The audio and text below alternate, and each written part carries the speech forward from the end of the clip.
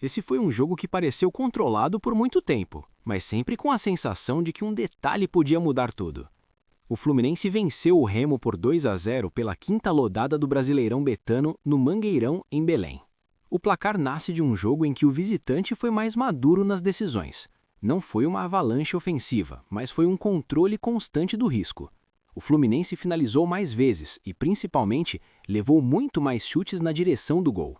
Enquanto o Remo tentou competir com intensidade e momentos de pressão, o time carioca soube escolher quando acelerar e quando esfriar o jogo. A diferença aparece justamente nisso: eficiência e menos desperdício de bola. O começo foi interessante porque o Remo tentou assumir a iniciativa. Jogando em casa, empurrou o time para frente e tentou acelerar a circulação para incomodar a defesa visitante. Logo nos primeiros minutos aparece a primeira chegada clara. Uma bola parada sobra na entrada da área, Patrick de Paula enche o pé e obriga Fábio a fazer uma defesa firme, mostrando que o jogo não seria tranquilo.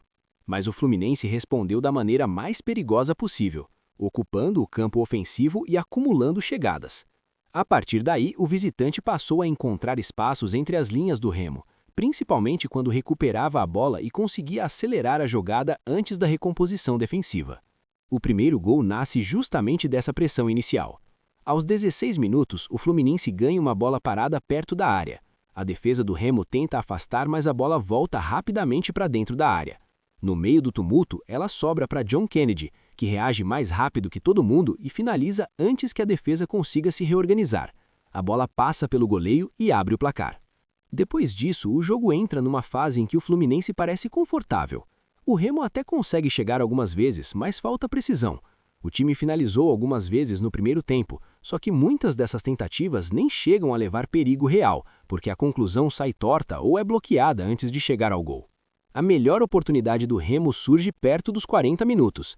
A jogada se constrói pela direita, a bola é levantada para a área e Vitor Bueno aparece livre para cabecear. Só que a finalização sai exatamente onde Fábio está bem posicionado, e o goleiro faz a defesa, sem dar rebote. Do outro lado, o Fluminense continuava chegando com mais clareza. John Kennedy ainda teve outra boa oportunidade antes do intervalo, em uma jogada em que recebe dentro da área, gira rápido e bate firme, obrigando Marcelo Rangel a trabalhar. No fim do primeiro tempo, já dava para perceber a diferença. O Fluminense finalizava mais vezes e levava muito mais dessas tentativas na direção do gol. O Remo voltou do intervalo tentando aumentar o ritmo. As mudanças feitas no intervalo deixam o time mais agressivo pelos lados e por alguns minutos o jogo realmente fica no campo do Fluminense. A equipe empurra o adversário para trás e tenta pressionar com cruzamentos e bolas rápidas na área. Mas justamente quando parecia que o Remo poderia empatar, o Fluminense encontra o segundo gol. Aos 18 minutos do segundo tempo, a jogada começa pela direita. O Fluminense consegue espaço para levantar a bola na área enquanto a defesa ainda tenta se reorganizar. No meio da área aparece Canóbio, que sobe livre e testa firme. Marcelo Rangel ainda tenta reagir, mas a bola passa por ele e entra. Esse gol muda completamente o cenário da partida. Com 2-0, o Fluminense passa a administrar o ritmo. O time troca passes com calma, reduz o espaço do Remo e começa a explorar transições rápidas quando o adversário se lança ao ataque. Mesmo assim, o Remo ainda cria algumas tentativas no fim. Já consegue uma finalização perigosa dentro da área já na parte final do jogo, mas novamente Fábio aparece bem posicionado para fazer a defesa. E essa foi outra diferença importante da partida. Quando o Remo conseguiu acertar o alvo, o goleiro do Fluminense respondeu. No Fluminense, o primeiro nome naturalmente é John Kennedy. Além do gol que abre o placar, ele foi quem mais incomodou a defesa, participando das melhores ações ofensivas do time. Canóbio também teve papel decisivo. Muito ativo pelo lado do campo durante toda a partida, apareceu dentro da área no momento certo para marcar o segundo gol. No meio de campo, Samuel Xavier foi importante para dar saída limpa ao time e ajudar o Fluminense a manter a posse sob controle em vários momentos. E no gol, Fábio foi seguro. Não precisou fazer defesas espetaculares, mas apareceu sempre que o Remo conseguiu finalizar no alvo.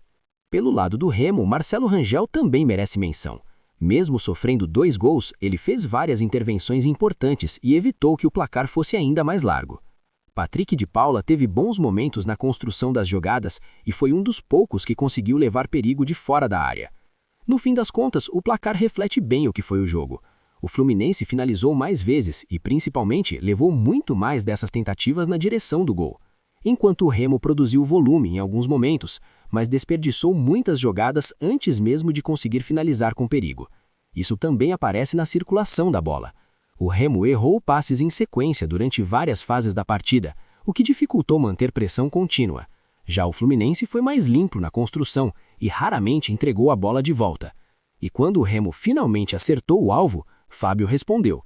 Já do outro lado, Marcelo Rangel trabalhou bastante, porque o Fluminense terminou o jogo com bem mais finalizações e mais que o dobro de chutes no gol. Foi uma vitória construída com maturidade, sem pressa, sem desespero e aproveitando melhor os momentos certos do jogo.